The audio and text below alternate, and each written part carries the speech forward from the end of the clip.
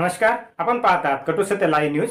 चॅनलवर नवीन असाल तर चॅनलला सबस्क्राइब, शेअर, लाईक, कमेंट करून महाराष्ट्रभरातील नवनवीन बातम्यांसाठी बेल आयकॉन दाबायला विसरू नका. ओला दुष्काळ जाहीर करणं अत्यावश्यक आहे. त्याऐवजी फडणवीस यांच्या सरकारने काय केलं? चक्क शेतकऱ्याच्या तोंडाला पानं पुसली. बघा, 31,64,000 शेतकरी बाधित आहेत. या 31,64,000 शेतकऱ्यांना मिळून आज फडणवीस सरकारने 2,215 कोटी रुपये मंजूर केलेले आहेत. पुन्हा आकडे सांगतो, 2,215 कोटी रुपये 31,64,000 शेतकऱ्यांना मंजूर केलेले आहेत. किसान सभेचे नेते अजित नवले यांच्या म्हणण्याप्रमाणे याचा अर्थ असा होतो की प्रत्येक शेतकऱ्याच्या वाट्याला फक्त आणि फक्त 7,000 रुपये येतील. ही सरकारने शेतकऱ्याची केलेली चेष्टा आहे. आज आपण चर्चा करणार आहोत शेतकऱ्यावरच्या संकटाची. महाराष्ट्रातला शेतकरी अतिवृष्टीच्या अभूतपूर्व अशा संकटात सापडलेला आहे. 10 वर्ष कृषी मंत्री राहिलेले शरद पवार असं म्हणतात की मी दुष्काळ बघितला होता, पण अशी अतिवृष्टी, एवढा पाऊस कधीच बघितला नव्हता. अशा अतिवृष्टीने गेल्या आठवड्यापासून मराठवाड्याला फटका दिलाय. पण केवळ मराठवाडा नाही, तर सोलापूर असेल, अहिल्यानगर असेल, पश्चिम महाराष्ट्राचा काही भाग असेल, उत्तर महाराष्ट्राचा काही भाग आणि कोकणच्या काही भागाला सुद्धा या अतिवृष्टीने दणका दिलेला आहे. हा दणका इतका जबरदस्त आहे की या भागातला शेतकरी अक्षरशः कोलमडून पडलेला आहे.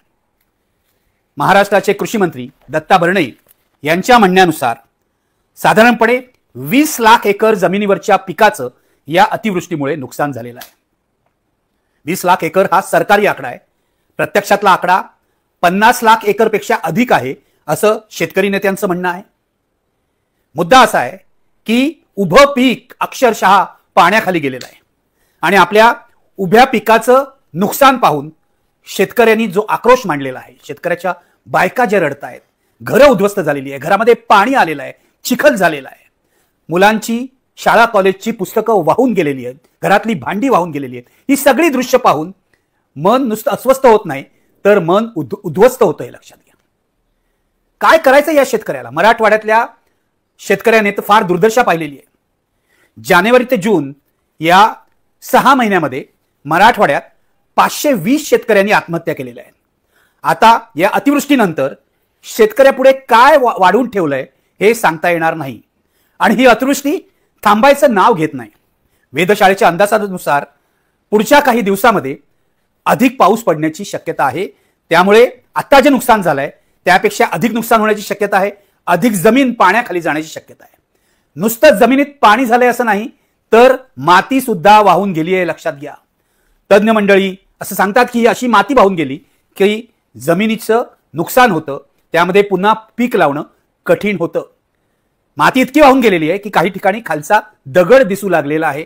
इतकं मोठं नुकसान या अतिवृष्टीने केलंय. शेतकऱ्याचा कणाच मोडलेला आहे असं म्हणायला पाहिजे. मित्र, कोणत्या कोणत्या पिकांचं नुकसान झालेलं आहे बघा आणि कोणत्या कोणत्या जिल्ह्यांचं नुकसान झालेलं आहे मी तुम्हाला सांगतो पुन्हा एकदा. मराठवाड्याच्या 9 विभागामध्ये सगळ्यात मोठा पाऊस पडलेला आहे. सगळ्यात मोठा. हा सर्वसाधारणपणे दुष्काळी पट्टा मानला जातो. यामध्ये मोठा पाऊस पडलेला आहे. नद्यांना पूर आलेला आहे. धरणं आटोकाट भरलेली आहेत आणि ते पाणी सगळं बाहेर आलेलं आहे. मराठवाड्यातले जिल्हे आहेत बीड आणि धाराशिवला सगळ्यात मोठा फटका बसलेला आहे. लातूर आहे, जालना आहे, संभाजीनगर आहे. त्यानंतर सोलापूर, अहिल्यानगरला फटका बसलेला आहे.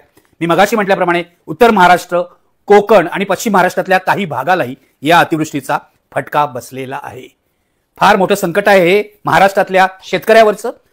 सुरुवातीलाच मी हे आवाहन करतो की सगळ्या महाराष्ट्राने आपले राजकीय सामाजिक मतभेद विसरून शेतकऱ्याच्या पाठीशी उभं राहणं हे आज आवश्यक आहे. हे लक्षात घ्या. अशा प्रकारचं संकट काही काळापूर्वी पंजाबने बघितलं होतं. यापेक्षा जास्त मोठं संकट. तिथे जाऊन अनेक स्वयंसेवी संघटनांनी काम केलं. आज सरकारसोबत अशा प्रकारच्या कामाची महाराष्ट्राला सुद्धा गरज आहे. तरच हा शेतकरी पुन्हा उभा राहू शकतो. सरकारने जर पुढाकार घ्यायलाच पाहिजे, यामध्ये काही शंका नाहीये, पण त्याबरोबरच आपण सगळ्यांनी, समाजाने सुद्धा पुढाकार घेण्याची आवश्यकता आहे. मित्र हो, या सगळ्या पार्श्वभूमीवर आज देवेंद्र फडणवीस यांच्या मंत्रिमंडळाची बैठक झाली. या बैठकीमध्ये शिंदेच्या शिवसेनेचे मंत्री ओला दुष्काळ जाहीर करण्याची मागणी करतील अशा बातम्या प्रसिद्ध झाल्या होत्या. प्रत्यक्षात असा काही ओला दुष्काळ वगैरे सरकारने जाहीर केलेला नाहीये. मुख्यमंत्री देवेंद्र फडणवीस या बैठकीनंतर पत्रकारांशी बोलले तेव्हा त्यांना हा प्रश्न विचारण्यात आला. त्यांनी हा प्रश्न जवळजवळ टाळला. त्यानंतर एकनाथ शिंदेनी दुसरी पत्रकार परिषद घेतली. खरं तर मुख्यमंत्र्यांनंतर उपमुख्यमंत्र्यांनी पत्रकार परिषद घ्यायची गरज नाही, पण आज शिंदेनी पत्रकार परिषद घेतली आणि आपला वैद्यकीय कक्ष कसा शेतकऱ्यांना, बाधित शेतकऱ्यांना मदत करायला जाणार आहे वगैरे याची जाहिरात केली. पण त्यांनीही हा प्रश्न टाळला की तुम्ही ओला दुष्काळ का जाहीर करत नाही आहात. मित्रहो, ओला दुष्काळ जाहीर करणं अत्यावश्यक आहे. त्याऐवजी फडणवीस यांच्या सरकारने काय केलं? चक्क शेतकऱ्याच्या तोंडाला पानं पुसली. बघा, 31,64,000 शेतकरी बाधित आहेत. या 31,64,000 शेतकऱ्यांना मिळून आज फडणवीस सरकारने 2,215 कोटी रुपये मंजूर केलेले आहेत. पुन्हा आकडे सांगतो, 2,215 कोटी रुपये 31,64,000 शेतकऱ्यांना मंजूर केलेले आहेत. किसान सभेचे नेते अजित नवले यांच्या म्हणण्याप्रमाणे याचा अर्थ असा होतो की प्रत्येक शेतकऱ्याच्या वाट्याला फक्त आणि फक्त 7,000 रुपये येतील. ही सरकारने शेतकऱ्याची केलेली चेष्टा आहे. एवढं मोठं संकट आहे, अभूतपूर्व संकट आहे. शेतकऱ्याच्या जमिनीचं नुकसान झालेलं आहे, पिकाचं नुकसान झालेलं आहे, संसार जवळजवळ उद्ध्वस्त झालेला आहे. काही जणांची गुरं वाहून गेलेली आहेत, काही जणांचे घरचे लोक जखमी झालेले आहेत, त्यांना सोडवता सोडवता नाकी नऊ आलेलं आहे. अशा शेतकऱ्याला तुम्ही जर माणशी 7,000 रुपये देणार असाल, सुरुवातीची मदत म्हणून का होईना, तर ती शेतकऱ्याची चेष्टाच ठरते. हे मी तुम्हाला सांगतो. मुख्यमंत्र्यांनी सांगितलं मंत्र्यांना आणि आमदारांना की तुम्ही शेतकऱ्याच्या बांधावर जा, प्रत्येक ठिकाणी जाऊन चौकशी करा. पण आज तरी फार मंत्री आमदार शेतकऱ्याच्या घरात दारात गेलेले आहेत. या सगळ्या बाधित शेतकऱ्यांच्या दारात असं काही दिसत नाही. काही लोकप्रतिनिधी मात्र उत्तम काम करतायत. त्यातले एक आहेत धाराशिवचे खासदार ओमराजे निंबाळकर आणि दुसरे आहेत तिथलेच त्याच भागातले आमदार कैलास पाटील. ओमराजे निंबाळकर यांनी आपला स्वतःचा जीव धोक्यात घालून शेतकऱ्याच्या कुटुंबियांना वाचवण्यासाठी काल प्रयत्न केले, शर्थ केली. अनेक तास ते पाण्यात राहिले, पण शेतकऱ्याच्या घरातली वृद्ध माणसं, मुलं यांना वाचवण्यासाठी त्यांनी यशस्वी प्रयत्न केले. कैलास पाटलांनी असेच प्रयत्न केले. आणखीन 2-4 आमदार आहेत जे असे प्रत्यक्ष मैदानात दिसतात, किंबहुना प्रत्यक्ष पुराच्या पाण्यामध्ये दिसतात. पण महाराष्ट्रामध्ये 288 आमदार आहेत, त्यापैकी अनेक जण मंत्री आहेत. ते अजूनही आपल्या वातानुकूलित कक्षामध्ये बसलेले आहेत किंवा आपल्या डाक बंगल्यात बसले आहेत असं म्हणा. मुख्यमंत्र्यांनी सांगितलेलं आहे की तुम्ही जा, तुम्ही शेतकऱ्याच्या बांधावर जा, त्याची व्यथावेदना काय आहे बघा, त्याला मदत करण्याचा प्रयत्न करा. पण अजून तरी हे शब्द आहेत ते कृतीत बदलताना आपल्याला दिसत नाही. या संकटाला तोंड द्यायला सरकारी यंत्रणा निश्चितपणे कमी पडते. एक तर पैशाच्या रूपात पुरेसे पैसे दिलेले नाहीत. मी तुम्हाला आधीच सांगितलं 7,000 रुपये माणशी, याला काही अर्थ नाही. अजित नवले यांनी अशी मागणी केलेली आहे, शेतकऱ्यांना सुरुवातीची मदत म्हणून 25,000 रुपये द्या, 50,000 रुपये द्या आणि शेतमजुरांना 25,000 रुपये द्या. अर्थात सरकार हे मान्य करेल की नाही माहित नाही. सरकारने सध्या तरी 2,215 कोटी रुपये मंजूर केलेले आहेत. उद्धव ठाकरेंनी मागणी केलेली आहे की किमान 10,000 कोटी रुपये मंजूर करा आणि पंचनामे न करता शेतकऱ्यांना आधी मदत द्या. आपल्याला माहिती आहे सरकारी यंत्रणेने पंचनामे करणं म्हणजे किती डोक्याला त्रास असतो. बारीक बारीक मुद्दे असतात, त्याला खूप वेळ लागतो. आज मुख्यमंत्र्यांनी सांगितलं सर्व पंचनामे होईपर्यंत आम्ही थांबणार नाही आहोत. तरी सुद्धा सरकारी यंत्रणेवर विश्वास ठेवावा अशी परिस्थिती नाही. त्यामुळे शेतकऱ्याला मदत म्हणून आधी काही पैसे द्या, त्याच्या अकाउंटमध्ये तुम्ही जमा करा, नंतर त्याचा हिशोब करा पंचनामे केल्यावर हवं तर. पण शेतकऱ्यावर विश्वास ठेवून पंचनामे करा. शेतकरी खोटं बोलतोय, शेतकरी फसवतोय असा अविश्वास व्यक्त करून पंचनामे करू नका. आज शेतकरी अडचणीत आहे आणि शेतकऱ्याचा शाप हा सरकारला महागात पडू शकतो, हे लक्षात घ्या. भयंकर अडचण आहे शेतकऱ्याची. ओला दुष्काळ आज कॅबिनेटने का जाहीर केला नाही आणि प्रश्न मुख्यमंत्र्यांनी आणि उपमुख्यमंत्र्यांनी का टाळला हे मी तुम्हाला सांगतो. ओला दुष्काळ जाहीर करण्याचे काही सरकारी नियम आहेत आणि केंद्र सरकारचे नियम आहेत. 65 मिलीमीटरच्या पेक्षा जास्त पाऊस पडला तर ओला दुष्काळ जाहीर करता येतो. 1/3 पिकाचं नुकसान झालं तर केंद्र सरकारच्या निकषानुसार ओला दुष्काळ जाहीर करता येतो. पंजाबमध्ये झालेलं नुकसान मोठं आहे, पण महाराष्ट्रातलं नुकसानही मोठं आहे. जे केंद्र सरकारचे निकष आहे त्याहून जास्त पाऊस पडलेला आहे, अजून पडतोय, पुढेही पडण्याची शक्यता आहे. मग राज्य सरकारने केंद्र सरकारकडे पाठपुरावा करायला हवा की ओला दुष्काळ जाहीर करा. शरद पवारांचं पण तेच म्हणणं आहे, शेतकरी नेत्यांचं पण तेच म्हणणं आहे, ओला दुष्काळ जाहीर करा. केंद्र सरकार सहजासहजी ओला दुष्काळ जाहीर करायला परवानगी देत नाही, कारण त्यामुळे केंद्राच्या तिजोरीवर भार पडतो. शेतकऱ्याला सवलती द्याव्या लागतात, शेतकऱ्याला हप्त्यामध्ये सवलती द्याव्या लागतात, काही भागामध्ये कर्जमाफी करावी लागते, अनेक गोष्टी लागू होतात आणि जर ओला दुष्काळ जाहीर केला तर केंद्राची मदत सुद्धा राज्याला वाढवून द्यावी लागते. त्यामुळे सहसा ओला दुष्काळ जाहीर करण्याची मागणी केंद्र सरकार मान्य करत नाही असा पूर्वीचा अनुभव आहे. पण सध्याचं संकट एवढं मोठं आहे की मला असं वाटतं की महाराष्ट्राचे मुख्यमंत्री देवेंद्र फडणवीस यांनी महाराष्ट्रातल्या सर्व प्रमुख नेत्यांना घेऊन नरेंद्र मोदींकडे जाऊन ही मागणी केली पाहिजे की महाराष्ट्रातला शेतकरी संकटात आहे, ओला दुष्काळ जाहीर करण्याशिवाय काही गत्यंतर नाहीये.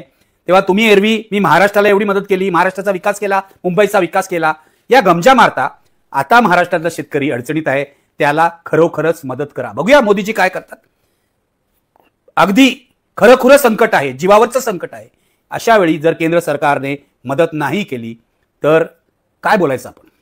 बोलण्यासारखं काही राहतच नाही. मग दुसरा मुद्दा, या सरकारने, फडणवीस सरकारने किंवा महायुती सरकारने आपल्या जाहीरनाम्यामध्ये असं आश्वासन दिलं होतं की शेतकऱ्यांची आम्ही कर्जमाफी करू. 7-8 महिने गेले तरी सुद्धा ही कर्जमाफी झालेली नाही. अनेक वेळा शेतकरी नेत्यांनी मागणी केली, कर्जमाफी करा, शेतकरी संकटात आहे. आता तर शेतकरी अभूतपूर्व अशा संकटात आहे. अजित पवार म्हणत होते योग्य वेळी आम्ही ही कर्जमाफी करू. आज शिंदेनी हे सांगलं योग्य वेळी आम्ही कर्जमाफी करू. मग आता यापेक्षा योग्य वेळ काय येणार आहे? आज इतक्या मोठ्या संकटात जर तुम्ही शेतकऱ्याचं कर्ज माफ करणार नसाल तर पुढे कधी करणार आहात? हा खरा मुद्दा आहे. त्यामुळे ताबडतोबीने महाराष्ट्र कर्जात आहे, मला माहिती आहे, महाराष्ट्राच्या तिजोरीमध्ये खडखडाट आहे. पण इतर सर्व प्रकल्प जसे होतात कर्ज काढून, तसंच कर्ज काढून शेतकऱ्याची कर्जमाफी सुद्धा होऊ शकते. मला असं वाटतं मनमोहन सिंग यांनी जी कर्जमाफी केली ती 2008 साली केली होती. 70 लाख कोटी रुपये शेतकऱ्याला दिले होते, त्याची कर्जमाफी केली होती. त्यानंतर गेल्या 18 वर्षामध्ये कर्जमाफी झालेली नाही. आता या अस्मानी संकटामध्ये या कर्जमाफीची गरज आहे. तेव्हा मुख्यमंत्र्यांनी देवेंद्र फडणवीस यांनी शेतकऱ्याचा दुवा घ्यावा, ही कर्जमाफी करावी. अजित पवारही सतत म्हणतात की मी स्वतः शेतकरी पुत्र आहे. कदाचित शेती न करता हल्ली करतात शेती आपल्या गावी जाऊन. एकनाथ शिंदेंचाही हा दावा असेल की मी शेतकरी पुत्र आहे. आपण मान्य करूया. मग जर तुम्ही शेतकऱ्याचे पुत्र असाल तर यावेळी शेतकरी संकटात असताना कर्जमाफीची मागणी मान्य करा. पुन्हा एकदा आवाहन करतो सगळ्या महाराष्ट्राला की आज अवघ्या महाराष्ट्राने, 12 कोटीच्या महाराष्ट्राने आपल्या शेतकऱ्याच्या पाठीशी उभं राहण्याची गरज आहे. जी काय मदत तुम्हाला करता येईल, कोणत्याही फंडाला करा, मुख्यमंत्र्यांच्या फंडाला करा किंवा NGO ना करा ते काम करणाऱ्या, पण शेतकऱ्याला आपल्या मदतीची गरज आहे. आपण सगळे मिळून त्याच्या पाठीशी उभं राहूया आणि हे जे अस्मानी संकट आलंय त्याचा मुकाबला करूया. हा शेतकरी आपल्याला पोचतो हे विश्वास, हे लक्षात ठेवा. हा शेतकरी जिवंत राहिला तरच आपली अर्थव्यवस्था जिवंत राहू शकते. हा शेतकरी जिवंत राहिला तरच आपलं आयुष्य सुखकर होऊ शकतं. त्यामुळे तो संकटात असेल तर त्याला मदत करणं हे आपलं कर्तव्य आहे. पाहत रहा निर्भीड सत्य, अर्थात सर्वसामान्यांचे व्यासपीठ, आपल्या सर्वांच्या हक्काचे चॅनल कटू सत्य लाईव्ह न्यूज. धन्यवाद.